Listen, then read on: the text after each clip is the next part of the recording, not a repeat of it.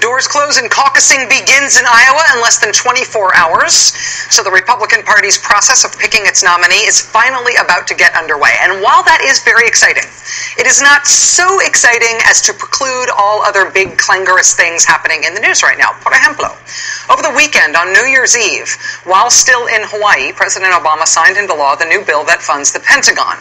And despite that seeming like quite a boring thing on its face, this bill is frankly a bipartisan potpourri of controversy. The president had initially threatened to veto this because Congress saw fit to include in it a ban on FBI and police involvement in some aspects of terrorism cases. Nearly everyone involved who is not a member of Congress thought that was a simply bizarre idea. It was Congress trying to force the military to take over those cases, even though the military did not want to, and even though law enforcement and the intelligence agencies did not want that to happen either. Eventually, that provision was softened enough that the administration essentially has a workaround so they never have to implement it. Still, though, that law about the military having responsibility for those cases, that is now on the books. Which means, congratulations, you now live in a country where technically at least the military has a legal role to play in civilian law enforcement, here at home, for the first time. Cheers. The law also, as Adam Serwer accurately pointed out today at Mother Jones when a lot of other reporting got this wrong today, the law also leaves open the question of whether our government has the right to arrest you, American citizen, and to hold you forever without charging you, as long as what they suspect you of is terrorism.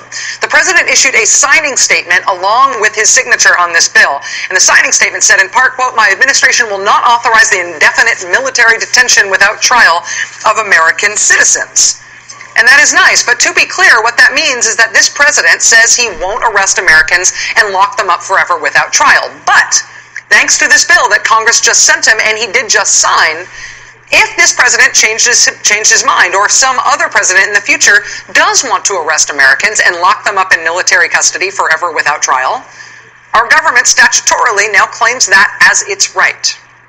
Even before you get to the part of this bill that's about new sanctions on Iran that Iran says it will treat as an act of war if they're implemented, even before you get to that, it is clear why the White House threatened to veto this giant piece of legislation.